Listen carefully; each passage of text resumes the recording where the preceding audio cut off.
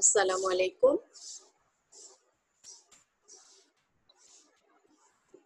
জাতীয় বিশ্ববিদ্যালয়ের অনলাইন ক্লাসে সবাইকে স্বাগত। করোনাকালীন শিক্ষা কার্যক্রম চলমান রাখার স্বার্থে জাতীয় বিশ্ববিদ্যালয় কর্তৃক অনলাইন ক্লাসে সংযুক্ত হতে পেরে আমি আনন্দিত। সবাইকে স্বাস্থ্যবিধি মেনে চলার আহ্বান জানাচ্ছি। আমার বিষয় উদ্ভিদ বিজ্ঞান, প্রোগ্রাম অনার্স চতুর্থ বর্ষ, কোর্স কোড 2430007। কোর্সের নাম জীববৈচিত্র্য ও বিবর্তন। এটি আমার 10 নাম্বার লেকচার। লেকচারের শিরোনাম প্রাক ডারউইন ধারণা, তার সাথে আরেকটি অধ্যায়ের প্রথম অংশ আছে যেটি ডারউইন ওয়ালেস মতবাদ ও প্রাকৃতিক নির্বাচন।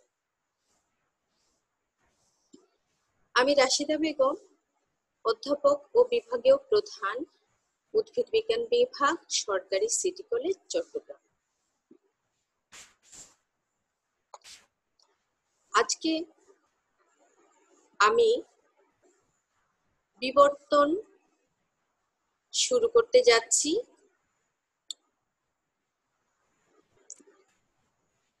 বিবর্তন বিষয়টি পড়তে গেলে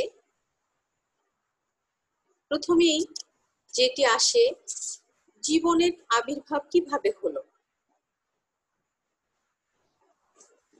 এটি নিয়ে বিজ্ঞানী এবং প্রকৃতিবিদদের মধ্যে অনেক চিন্তা চেতনা আছে, ছিল, থাকবে। পৃথিবীর উৎপত্তি কিভাবে হয়েছিল সেটিও এখনো অনিশ্চিত। তবে কিছু কিছু ধারণা আছে মানুষের, যেমন বলা হচ্ছে কোটি কোটি বছর আগে বিশ্ব ব্রহ্মাণ্ডে মহাবিস্ফোরণ বা বিগ ব্যাং হয়েছিল, যার ফলে পৃথিবীর সৃষ্টি হয়েছিল এবং পৃথিবী সৃষ্টি হওয়ার পর পৃথিবীতে জীবনের সৃষ্টি হয়েছে। তবে জীবনের আবির্ভাব বিষয়ে বিজ্ঞানীদের কতগুলো মতবাদ আছে। আমরা কয়েকটি মতবাদ আজকে আলোচনা করব। এই মতবাদগুলোকে মোটামুটি 3টি ভাগে ভাগ করা যায়: ভাববাদ, অজীবজনী মতবাদ, জীবজনী মতবাদ। ভাববাদ এটি হচ্ছে বিজ্ঞানীদের ধারণার উপর, চিন্তাধারার উপর নির্ভর করে হয়েছে।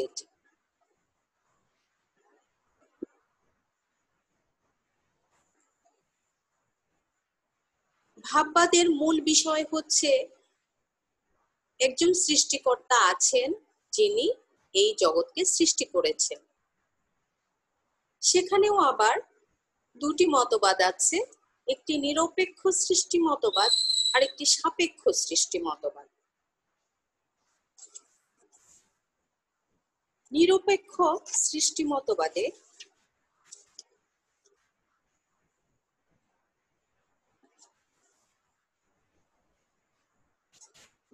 বলা হচ্ছে সৃষ্টিকর্তা একক এবং তিনি তার ইচ্ছায় এই পৃথিবী সৃষ্টি করেছেন। এই মতবাদকে গ্রিক দার্শনিক প্লেটো, অ্যারিস্টটল এবং ধার্মিক সম্প্রদায়ের লোকজন সমর্থন করত।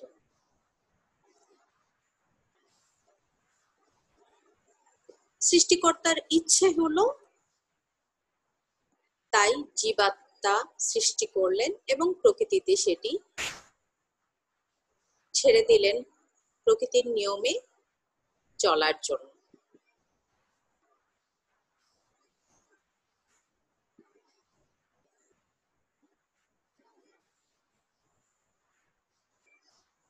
অর্থাৎ জন্মকাল থেকে এমন ছিল পৃথিবী এবং মহাপ্রলয় অবধি এমনই থাকবে। সাপেক্ষ সৃষ্টি মতবাদ।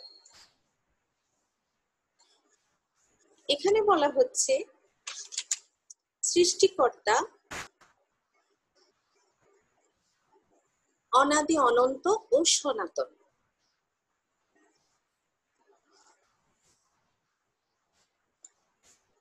জড়বস্তু ছিল এবং জড়বস্তু নিত্য এবং জড়বস্তু অবিনাশী। তবে জড়বস্তু সুশৃঙ্খল ছিল না। এটি সৃষ্টিকর্তা এটিকে শৃঙ্খলিত করে জীবনের অস্তিত্ব দিয়েছে।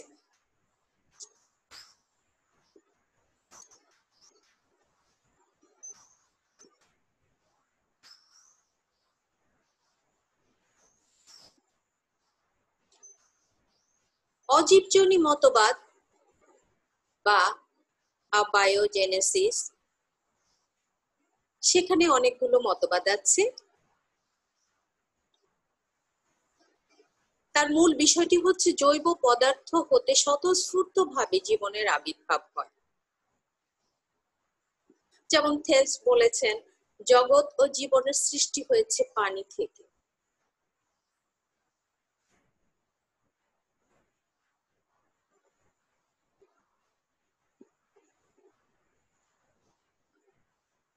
জীবজনী মতবাদ বা বায়োজেনেসিস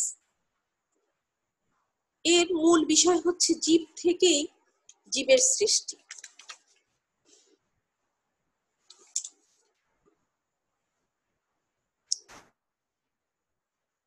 অর্থাৎ পূর্ব থেকেই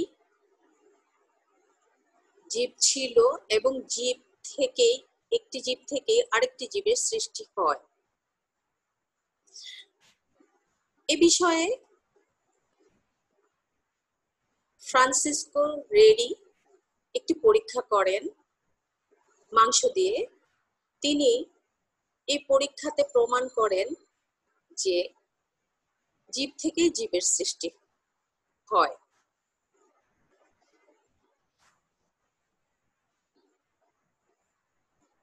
অর্থাৎ তিনি 4টি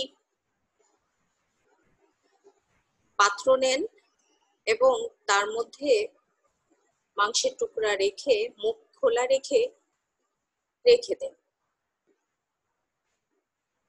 কিছুদিন পরে দেখা যায় প্রতিটি পাত্রে মাছের লার্ভা হয়েছে এবং পূর্ণাঙ্গ মাছিতে পরিণত হয়েছে সেগুলো।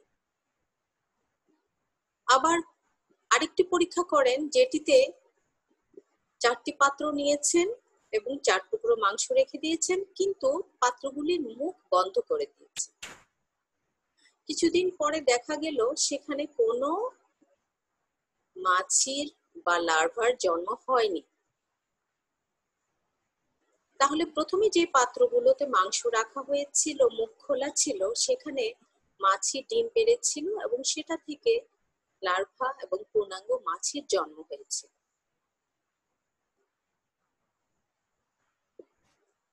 এভাবেই জীব থেকেই জীবের সৃষ্টি হয়, এই মতবাদটি প্রতিষ্ঠিত হয়েছে। এছাড়াও আরো অনেকগুলো মতবাদ আছে, যেমন স্বতঃস্ফূর্ত মতবাদ।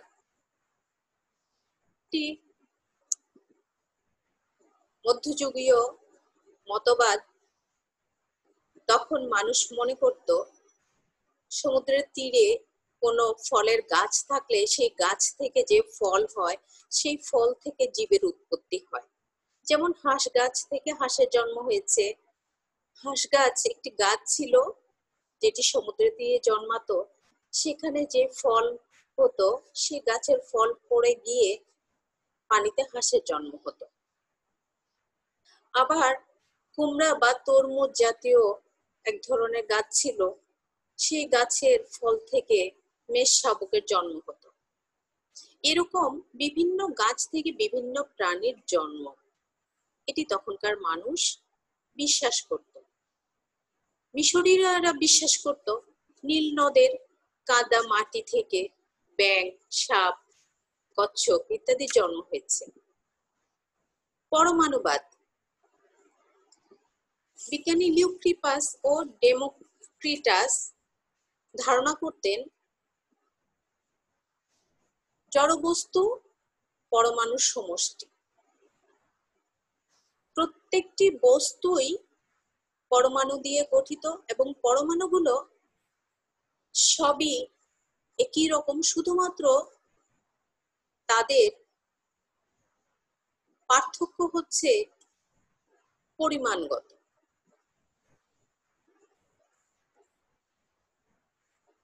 তাদের গুণগত কোনো পার্থক্য নেই। গ্রিক দার্শনিক অ্যারিস্টটল মনে করতেন ভেজা মাটি, আবর্জনা থেকে পোকা মাকড়, মাছ, কচ্ছপ, ইঁদুর ইত্যাদি জন্ম নিয়েছে। বিজ্ঞানী ল্যামার্ক ধারণা করতেন ব্যাঙের ছাতা স্বতঃস্ফূর্তভাবে জন্মে। যদিও ল্যামার্কের তত্ত্ব অনেকটা বিজ্ঞান ভিত্তিক ছিল, তথাপি তিনি এই কথাটি মনে করতেন। এরকম মানুষের মধ্যে অনেক ধ্যান ধারণা ছিল যেটির বৈজ্ঞানিক কোনো ব্যাখ্যা নেই বা বিজ্ঞান সেটিকে মানে না। এবারে আসি আমাদের মূল বিষয় বিবর্তন নিয়ে। এটি ল্যাটিন শব্দ ইভোলুশিও থেকে ইভোলুশন শব্দটি এসেছে। ইভোলুশিও শব্দটির অর্থ হচ্ছে পাক খুলে যাওয়া বা ধীরে ধীরে উন্মোচিত হওয়া।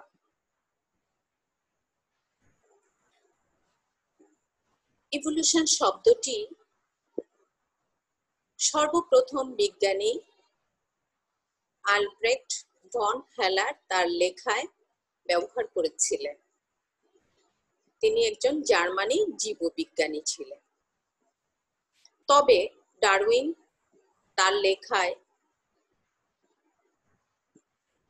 শুধুমাত্র এক জায়গায় ইভোলুশন শব্দটি ব্যবহার করেছেন। বিবর্তন বা ইভোলুশন কি? এটি আসলে যে কোনো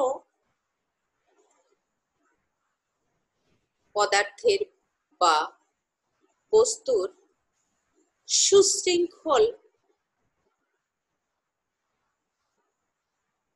এবং ক্রমিক পরিবর্তনের মধ্য দিয়ে সরল থেকে জটিল হওয়ার প্রক্রিয়া।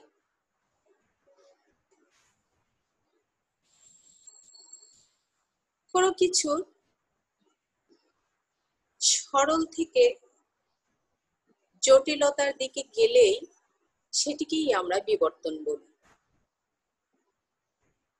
বিবর্তনকে দুই ভাগে ব্যাখ্যা করা যায়। একটি রাসায়নিক বিবর্তন বা জড়বস্তুর বিবর্তন, আরেকটি জৈব বিবর্তন বা জীবের বিবর্তন। বিবর্তনের সংজ্ঞা হিসাবে যদি আমরা বলতে পারি The process by which different kinds of living organisms are believed to have developed from earlier forms during the history of the earth. অথবা আমরা বলতে পারি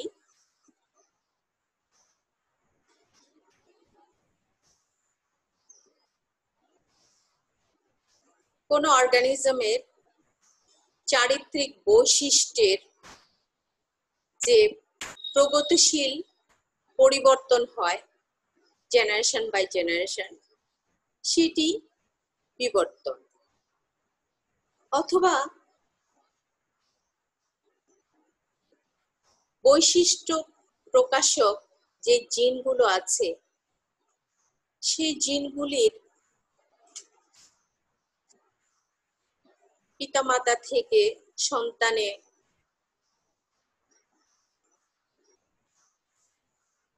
সঞ্চারিত হওয়া ইভলিউশন।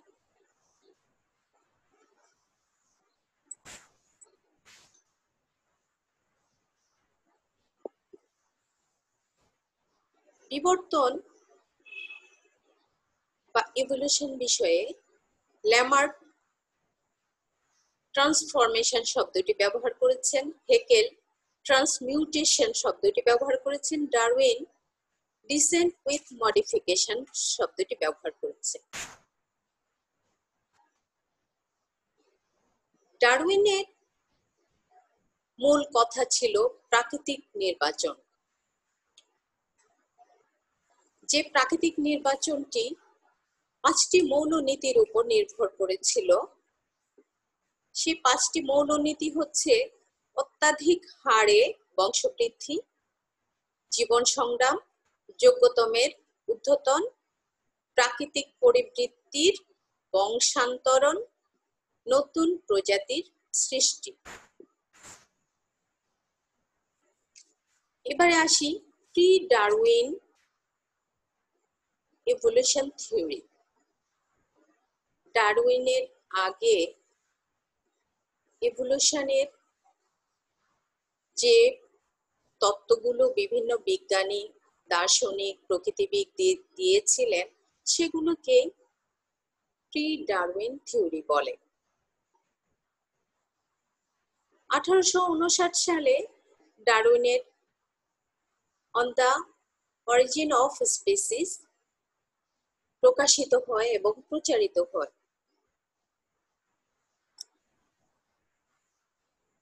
সমসাময়িক অনেক দার্শনিক এবং প্রকৃতিবিদ বিবর্তনের বর্ণনা বিভিন্নভাবে দিয়েছিলেন, কিন্তু তারা বিবর্তনের প্রক্রিয়াটিকে ব্যাখ্যা করতে পারেননি। তবে তাদের ধারণা বর্ণনা ডারউইনের কাছাকাছি ছিল, তাই তাদেরকে ডারউইনের ডারউইনের পূর্বসূরি বলা হয়। এখানে একটু ভুল আছে। তাদের মতে প্রজাতি স্থিতিশীল নয়, প্রজাতির পরিবর্তন ঘটে। বর্তমান জীবসমূহ পূর্ববর্তী জীবসমূহের উত্তরসূরি।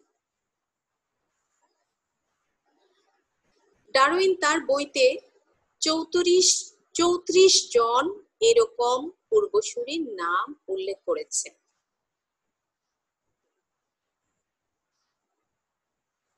তাদের মধ্যে 5 জনের অনুকল্পকে বা ধারণাকে প্রাক ডারউইন বিবর্তন তত্ত্ব বলা যায়। তাদের মধ্যে আছে বুফোর আদিরূপ অনুকল্প, ইরেসমাসের আদি অন্ত অনুকল্প, ইরেসমাসের আদিতন্ত অনুকল্প, চেম্বার্সের প্রগতিশীল বিকাশ অনুকল্প, ল্যামার্কের ফ্লুইডা অনুকল্প, স্পেন্সারের অনুলাপমূলক অনুকল্প।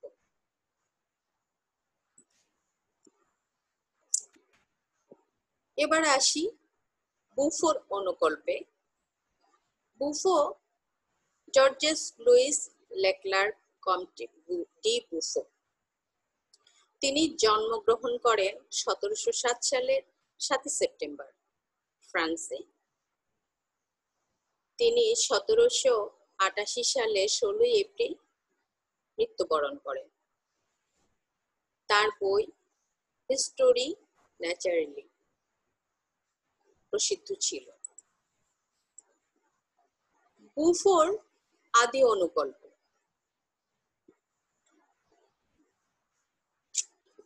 বুফো মনে করতেন প্রকৃতিতে জৈব কণা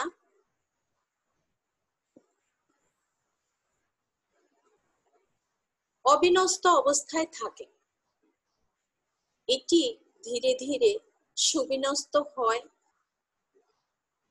এবং স্বপ্রজনন ঘটায়। স্বপ্রজননের মাধ্যমে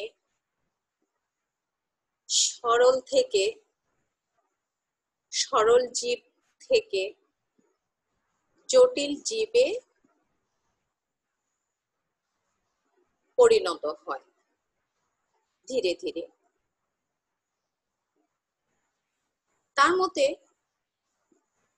যখন দুটি প্রাণীর যৌন জনন উত্তর বংশধরে ওই প্রাণীদের সাদৃশ্য থাকে, তখন তাদেরকে একই প্রজাতিভুক্ত হিসেবে গণ্য করা যাবে।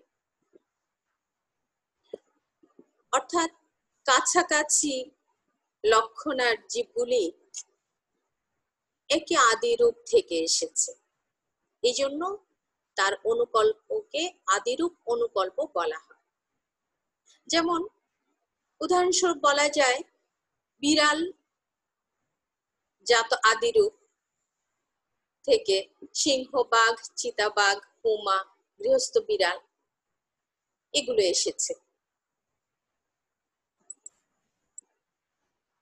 হার্বার্ট স্পেন্সার তার অনুকল্পটিকে অনুলাপমূলক অনুকল্প বলা হয়।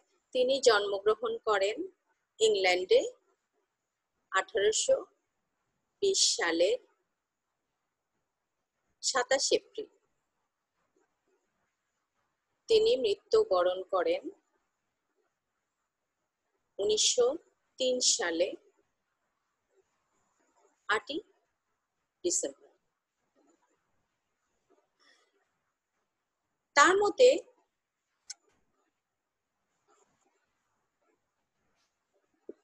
বিবর্তন হচ্ছে একীকরণ ও তার আনুষঙ্গিক গতির বিকিরণ।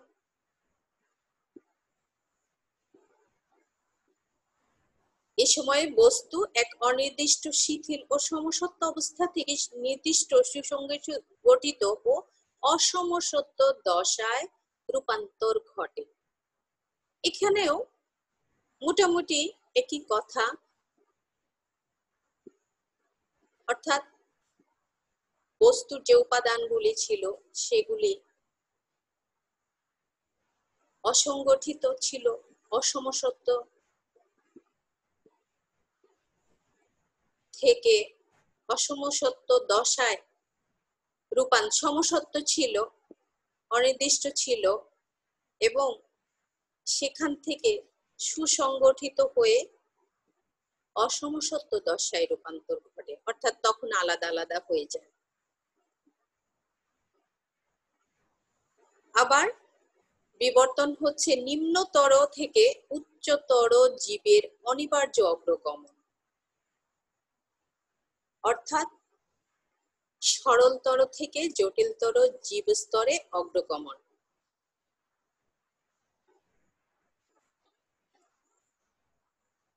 তিনি একটি অনুলাপ দিয়েছেন।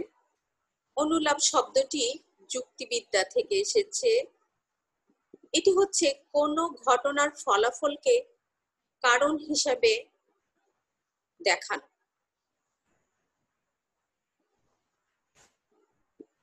তিনি যোগ্যতমের ঊর্ধ্বতনের ব্যাপারে বলেছেন, যোগ্যতম তো ঊর্ধ্বতনই, তাহলে যোগ্যতমকে ঊর্ধ্বতনের কারণ হিসেবে বলাটা ঠিক হবে না, এটি ভুল। এবং তার এই অনুকল্পটি তখন খুব আলোড়ন তুলেছিল।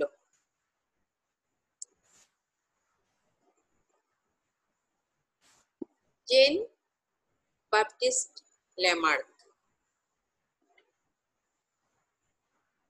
1744 সালের 1 আগস্ট জন্মগ্রহণ করেন আর 1829 সালের 18 ডিসেম্বর মৃত্যুবরণ করেন।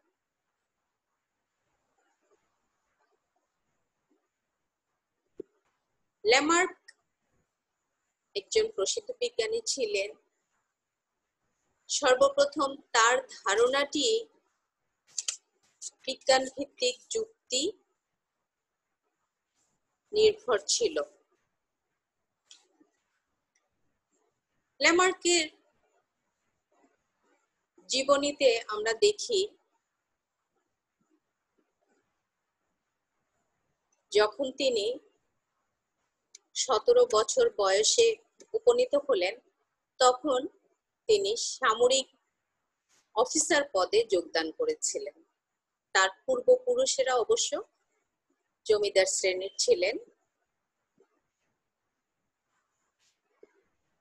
তিনি 1768 সালে অবসর গ্রহণ করেন এবং অবসর গ্রহণের পরে তিনি ব্যাংকে খণ্ডকালীন চাকরি গ্রহণ করেন। তার আর্থিক কোনো সমস্যা ছিল না, তবে তিনি চিকিৎসা বিজ্ঞান এবং উদ্ভিদ বিজ্ঞানে খুবই ইন্টারেস্টেড ছিলেন। তিনি বিভিন্ন বিজ্ঞানীদের বইপত্র পড়তেন, বক্তৃতা শুনতেন। তার অসীম উৎসাহ ছিল।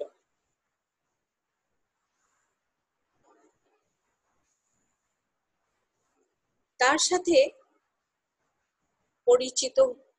পরিচয় হলো বিজ্ঞানী বুফোর এবং ঘনিষ্ঠতা হয়। বুফোর সহযোগিতায় তিনি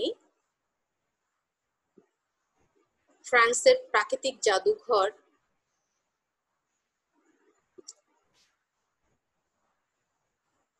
সেখানে 1788 সালে উদ্ভিদ বিজ্ঞানের সহকারী চাকরি পান। সেখানে তিনি প্রচুর গবেষণা করতে থাকেন, সংগ্রহ করতে থাকেন এবং 1793 সালে তিনি বুফোর সহায়তায় জুলজির প্রফেসর নিযুক্ত হন। তিনি ফরাসি দেশের উদ্ভিদ নামক একটি গ্রন্থ রচনা করেছিলেন এবং অমেরুদণ্ডী প্রাণী নিয়ে গবেষণা করেছিলেন, যার জন্য পরে তিনি জুলজির বা প্রাণীবিদ্যার প্রফেসর হতে পেরেছিলেন। তার এসব কাজে আর্থিক সহায়তা এবং সব রকমের সহযোগিতা করেছিলেন বুফো। ল্যামার্কের যে ধারণা, বিশ্বাস, তত্ত্ব, সেটাকেই ল্যামার্কিজম বলে। ল্যামার্কের তত্ত্বটিকে 4টি ভাগে ভাগ করা যায়। প্রথম সূত্র, বিবর্তনে সরল থেকে জটিলতর জীব আকার, আয়তনে ও দৈহিক সংগঠনে ক্রমাগত বৃদ্ধি পায়।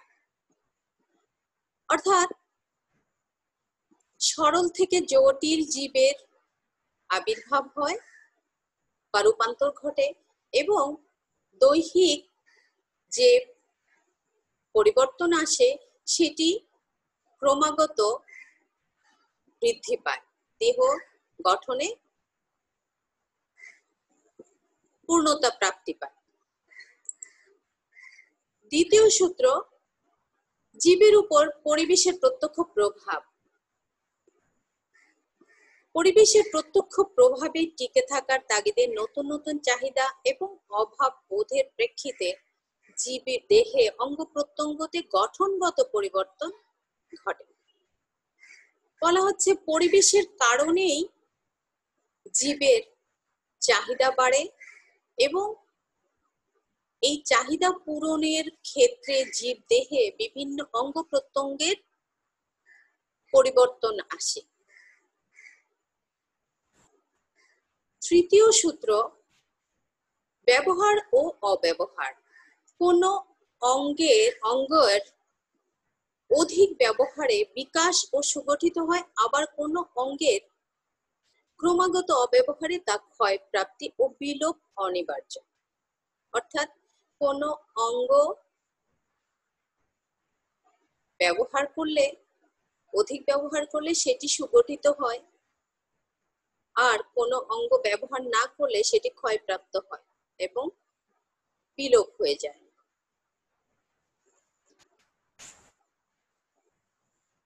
তার চতুর্থ সূত্র, অর্জিত বৈশিষ্ট্যের সঞ্চারণ। জীবের জীবনকালে অর্জিত বৈশিষ্ট্যগুলি বংশগত বৈশিষ্ট্য হিসেবে বংশ পরম্পরায় সঞ্চারিত ও বিকশিত হয়। অর্থাৎ জীব যে বৈশিষ্ট্য অর্জন করলো সেই বৈশিষ্ট্যগুলি পরবর্তী বংশধরে সঞ্চারিত হয়। ল্যামার্কের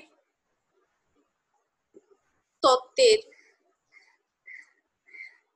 উদাহরণ হিসেবে ল্যামার্ক বলেছিলেন জিরাফের কথা। জিরাফ প্রথমে হরিণের মতোই ছিল, কিন্তু তার খাদ্যের অভাব হয় যখন, পৃথিবীতে কোনো কারণে খাদ্যের অভাব হয়েছিল, তখন তারা গাছের পাতা খেতে গিয়ে যখন নিচের পাতা শেষ হয়ে যায় তখন উপরের পাতা খাওয়া শুরু করলো এবং আস্তে আস্তে এইভাবে তাদের গলা লম্বা হলো এবং তারা গাছের উপরের দিকে, নিচের পাতাগুলো যখন শেষ হয়ে গেল তখন উপরের দিকে পাতা খাওয়া শুরু করলো এবং তখন আস্তে আস্তে তাদের গলা লম্বা হয়েছিল। এখানে একটি ছবি দেখতে পাচ্ছ, গলায় রিং পরানো। অনেক আগে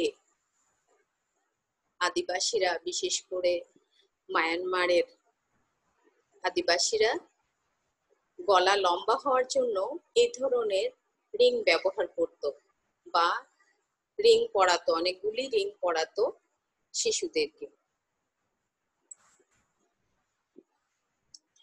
ল্যামার্কের সমালোচনা।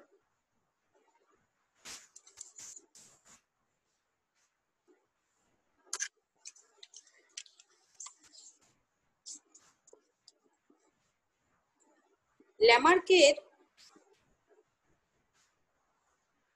বিপক্ষে যে যুক্তিগুলো আছে তার মধ্যে অর্জিত লক্ষণের বংশানুস্মৃতি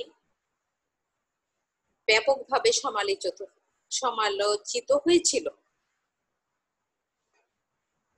তার ব্যবহার অব্যবহারের যে তত্ত্বটি সেটি বাস্তবসম্মত নয়, কারণ অতিমাত্রায় ব্যবহারে কোনো অঙ্গের ভঙ্গুরতা, ক্ষয়িষ্ণুতা চলে আসে, সেটিও দেখতে হবে।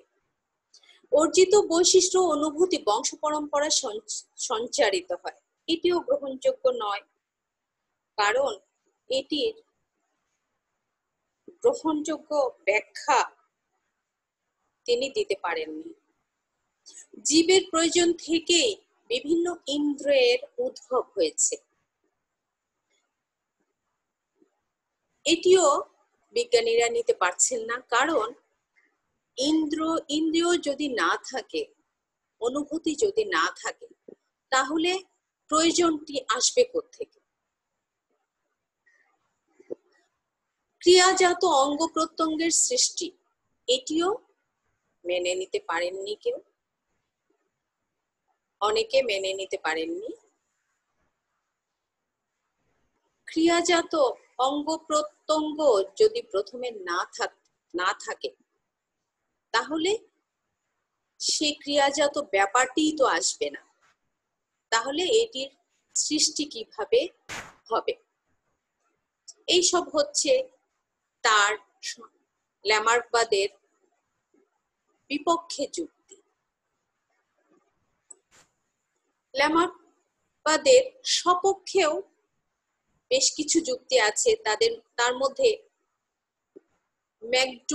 ম্যাকডুগালের একটি পরীক্ষা আছে। তিনি দেখেন ইঁদুরের দুটি পথ, তিনি একটি আধারের মধ্যে দুটি পথ তৈরি করেছিলেন, একটি আলোকিত পথ, একটি অন্ধকারাচ্ছন্ন পথ, এবং সেখানে ইঁদুরগুলিকে ছেড়ে দেওয়া হয়েছিল। আলোকিত পথে একটু সমস্যা ছিল, সেখানে ইঁদুর যে গেলে সেই পথে তারা একটু করে ইলেকট্রিক শক পেত। তাতে দেখা গেল ইঁদুরগুলি আলোকিত পথ ছেড়ে অন্ধকার পথে যেত, এবং এটি পরবর্তী বংশেও সঞ্চারিত হয়েছিল বিষয়টি। ক্যামেরারের পরীক্ষা, তিনি এক ধরনের প্রাণী, উভচর শ্রেণীর প্রাণী সালামান্ডার নিয়ে পরীক্ষা নিরীক্ষা করে দেখেছেন প্রাণীগুলিকে রঙিন বাক্সে রাখলে তিনি লাল, নীল বিভিন্ন রঙিন বাক্সে আলাদা আলাদা ভাবে প্রাণীগুলিকে রেখেছিলেন, এবং পরবর্তীতে দেখেন যে ওই বাক্সের রং ওই প্রাণীর গায়ের রং হয়েছে, অর্থাৎ প্রাণী ওই বাক্সের রংটি লাভ করেছে। লাইসিসকোর পরীক্ষা, তিনি পারিপার্শ্বিক অবস্থার পরিবর্তন ঘটিয়ে উদ্ভিদের উপর পরীক্ষা নিরীক্ষা করেন, এবং তিনিও সাফল্যজনক ভাবে এই পরীক্ষার প্রমাণ পান যে পারিপার্শ্বিক অবস্থার কারণে উদ্ভিদের মধ্যে পার্থক্য চলে আসে।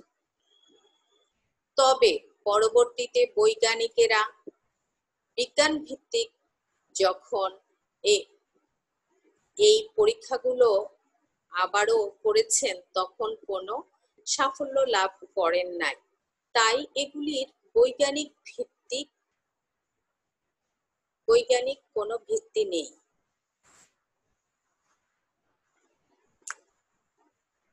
নব্য ল্যামার্কবাদ, ল্যামার্কের তত্ত্বটিকে আরেকটু পরিবর্তিত পরিমার্জিত করে একটি রূপ দেয়া হয়েছে, যেটিকে বলা হয় নব্য ল্যামার্কবাদ। বিজ্ঞানী কোপ, স্পেন্সার, কার্ল ফর্ন, নেগেলি, হেকেল এরা এই কাজটি করেছেন। তাদের মতে পরিবেশ, দেহ কাঠামো ও কর্ম এগুলির মধ্যে যে অনিবার্য ও প্রত্যক্ষ সম্পর্ক আছে সে প্রেক্ষিতেই অভিযোজন ঘটে বা অভিযোজনের প্রয়োজন হয়।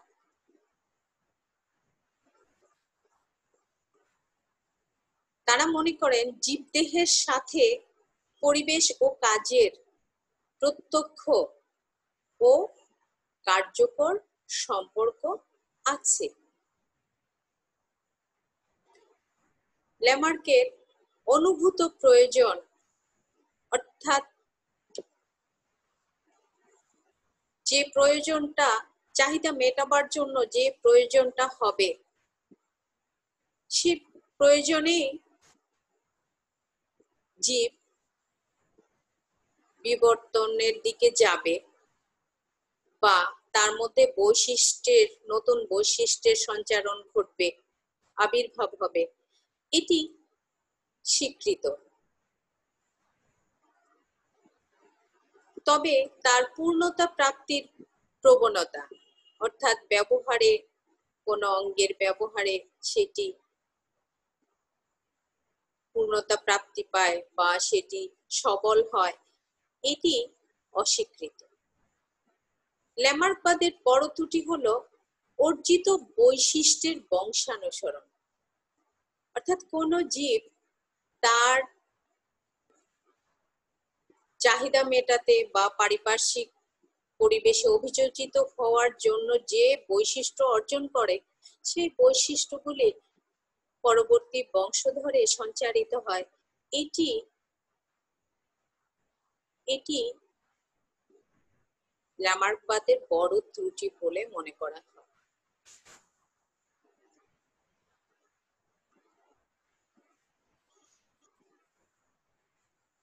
পরবর্তীতে প্রমাণিত হয় যে অর্জিত বৈশিষ্ট্যের বংশানুসরণ প্রকৃতি জনন কোষীয়, অর্থাৎ অর্জিত বৈশিষ্ট্যের বংশানুসরণ হবে তবে সেটি যদি জনন কোষে হয়।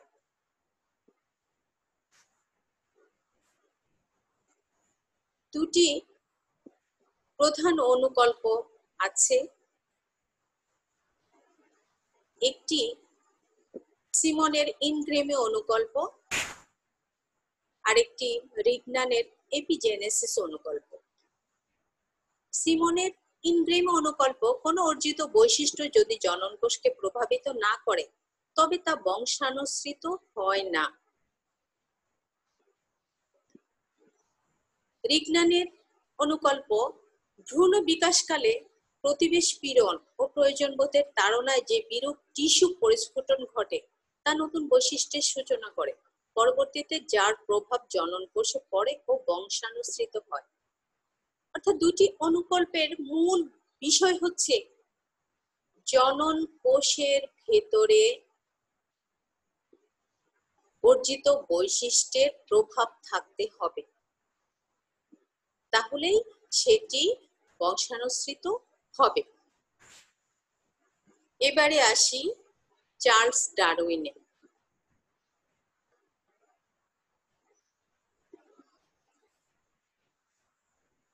তোমরা জানো বিজ্ঞানী চার্লস ডারউইন যে তত্ত্ব দিয়েছেন সেটি এখনো পর্যন্ত সমাদৃত এবং কেউ এটির বিরুদ্ধে জোরালো কোনো প্রমাণ দিতে পারেনি। তার জন্ম হয়েছিল 12 ফেব্রুয়ারি 1809 সালে ইংল্যান্ডে, মৃত্যু হয়েছিল 19 এপ্রিল 1882 সালে। তিনি 73 বছর পর্যন্ত বেঁচে ছিলেন।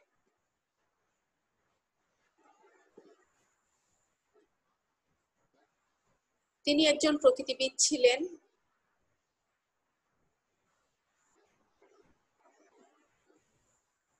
তিনি ইউনিভার্সিটি অফ এডিনবার্গ এবং ইউনিভার্সিটি অফ ক্যামব্রিজের ছাত্র ছিলেন।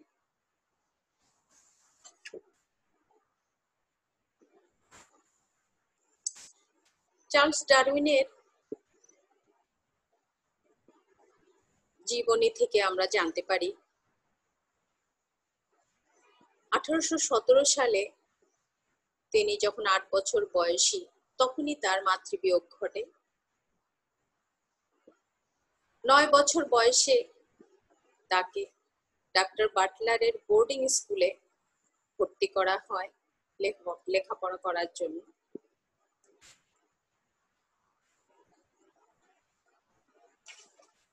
তিনি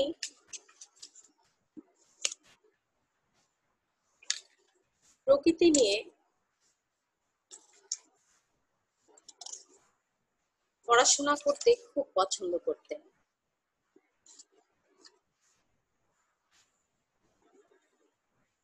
ষোলো বছর বয়সে তাকে এডিনবরা বিশ্ববিদ্যালয়ে ডাক্তারি পড়ার জন্য পাঠানো হয়। তার বাবার ইচ্ছা ছিল তাকে ডাক্তার বানাবেন। কিন্তু তার ভালো লাগতো না। এমনকি একদিন ওটিতে এক শিশুর চিৎকারে, অপারেশনের সময় শিশুটি যে চিৎকার করছিল, চিৎকারে তিনি থাকতে না পেরে পালিয়ে চলে আসেন এবং সেই দিনই তার ডাক্তারি পড়া শেষ হয়ে যায়। তারপরে তার বাবা তাকে আইন বিষয়ে পড়ানোরও চেষ্টা করেছিলেন, সেটিও হয়নি। তার বাবা বিরক্ত হয়ে 1828 সালে তাকে কেমব্রিজ বিশ্ববিদ্যালয়ে ধর্মতত্ত্বে পড়ার জন্য পাঠিয়ে দেন এবং তাকে ধর্মযাজক বানানোর অভিপ্রায় ছিল। ডারউইনের সেটিও ভালো লাগেনি, তবুও তিনি সেখানে পড়াশোনা করেন এবং সেখান থেকে 1831 সালে তিনি বিএ ডিগ্রি লাভ করেন।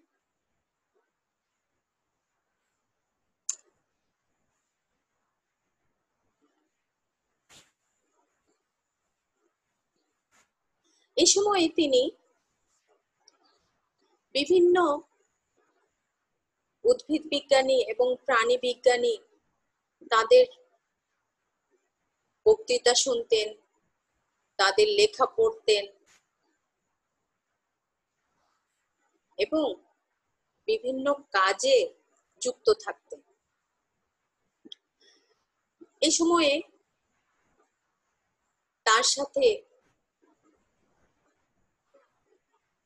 পরিচয় হয় প্রাণীবিদ রবার্ট গ্রান্টের। তিনি তার সহায়তায় সামুদ্রিক জীব সংগ্রহ করেন, বিভিন্ন মিউজিয়ামে যান, কিউরেটরদের সাথে আলাপ করেন, কিভাবে সংগ্রহ করতে হয়, কিভাবে সংরক্ষণ করতে হয় প্রজাতিকে, পাখির চামড়া ছাড়ানো ইত্যাদি বিষয় নিয়ে খুব উৎসাহী হয়ে ওঠে। তার বিষয় ছিল প্রাকৃতিক ধর্মতত্ত্ব, যেটিতে তিনি ডিগ্রি লাভ করেন। সেই প্রাকৃতিক ধর্মতত্ত্ব তাকে যথেষ্টই সন্তুষ্ট করেছিল, কিন্তু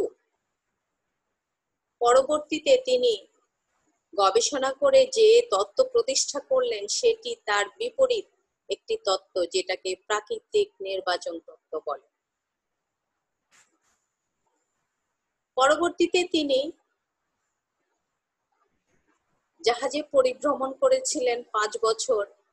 জাহাজের নাম ছিল HMS বিগল। এই সমুদ্র যাত্রা হয়েছিল 1831 সালের 27 ডিসেম্বর। ইংল্যান্ডের ডেভেনপোর্ট থেকে যাত্রা শুরু হয় এবং যাত্রা শেষ হয় 1836 সালের 2 অক্টোবর। বিগলের ক্যাপ্টেন ছিলেন রবার্ট ফিটজরয়। বিগলের এটি দ্বিতীয় সমুদ্র যাত্রা ছিল এবং তাতে অংশ নিয়েছিলেন 22 বছরের তরুণ চার্লস ডারউইন। এবং এই যাত্রাতেই তার বিবর্তনবাদের ভিত রচিত হয়েছিল। এই যাত্রা নিয়ে ডারউইন একটি বই লিখেছিলেন, যার নাম the voice of the Beagle. দেখো এই যাত্রাটি কোথায় কোথায় গিয়েছিলেন। ইউরোপ থেকে আফ্রিকা, সাউথ আমেরিকা হয়ে, প্যাসিফিক ওশেন হয়ে, অস্ট্রেলিয়া, ইন্ডিয়ান ওশেন হয়ে এইভাবে তার যাত্রাটি হয়েছিল। তিনি অনেকগুলো, এই গোল গোল এগুলো দেখতে পাচ্ছ, অনেকগুলো দ্বীপে তিনি নেমেছেন এবং সংগ্রহ করেছেন, প্রকৃতিকে উপলব্ধি করেছেন, গবেষণা করেছেন।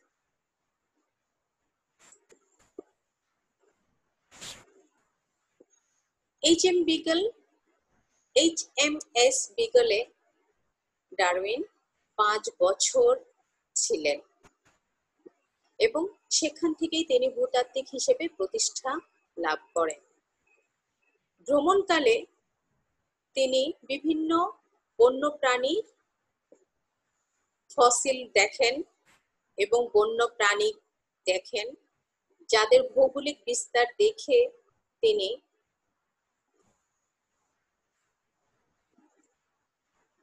খুবই অনুসন্ধানী হয়ে যান, আরো বেশি দেখতে থাকেন। 1838 সালে তার প্রাকৃতিক নির্বাচন মতবাদটি মনের মধ্যে দানা বাঁধতে থাকে। 1871 সালে তিনি মানব বিবর্তন এবং যৌন নির্বাচন নিয়ে পরীক্ষা নিরীক্ষা করেন। মানুষের ক্রমোন্নয়ন এবং তারপরে মানুষ ও অন্যান্য প্রাণীতে অনুভূতির প্রকাশ নামক 2টি গ্রন্থ রচনা করেন। তিনি বৃক্ষ নিয়ে গবেষণা করেন এবং কয়েকটি গ্রন্থে সেগুলি গবেষণালব্ধ ফলাফলগুলি প্রকাশিত করেন। এইচ.এম. বিগেলে তিনি যা যা দেখেছেন, যা সংগ্রহ করেছেন, সেগুলির কিছু কিছু তোমাদেরকে দেখাচ্ছি এবং জানাচ্ছি। বিগল কেপ ভার্ডি, আটলান্টিক দ্বীপপুঞ্জ, Tahiti, New Zealand, Tasmania, Mauritius, Saint Helena, Galapagos, এখানে একটু ভুল আছে, গ্যালাপাগোস দ্বীপপুঞ্জে যান। গ্যালাপাগোস দ্বীপপুঞ্জে তিনি কি দেখেন? এটি দক্ষিণ আমেরিকার একটি দ্বীপপুঞ্জ, যেখানে 2000 আগ্নেয় জ্বালামুখ আছে, তখন ছিল, তিনি দেখেছেন। সেখানে শুষ্ক নিম্নভূমিতে বিভিন্ন ধরনের ক্যাকটাস এবং কাঁটা জাতীয় গাছ, মস, ফার্ন, লাইকেন ইত্যাদি জন্মাতো। আর্দ্র উচ্চ ভূমি ছিল, অন্তর্বর্তী ভূমি ছিল। তিনি সেখানে 15 প্রজাতির মাছ, 3 প্রজাতির বড় কচ্ছপ, যার নাম গ্যালাপাগোস, এবং এই কচ্ছপের নাম অনুসারে ওই দ্বীপের নাম হয়েছে। 16 প্রজাতির শামুক, 26 প্রজাতির পাখি, তার মধ্যে 14 প্রজাতির ফিঙে তিনি দেখেছেন এবং কালেকশন করেছেন। তার মধ্যে একটি ককেশাসে পাওয়া যায়। এখানে একটি কাঁটা গাছের ছবি দেখছো, যার নাম থিসেল। 14 প্রজাতির পাখি, এগুলি সব ছিল ফিঙে পাখি।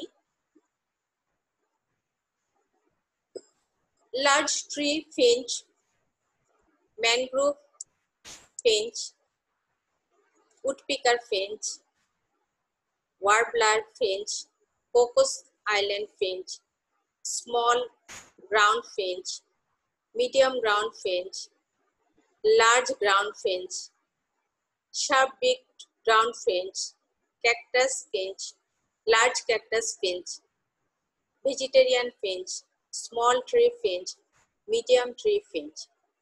এরকম এদের মধ্যে যারা ইনসেক্ট খেত, বীজ খেত, মেইনলি সিড খেত, ক্যাকটাসের সিড খেত,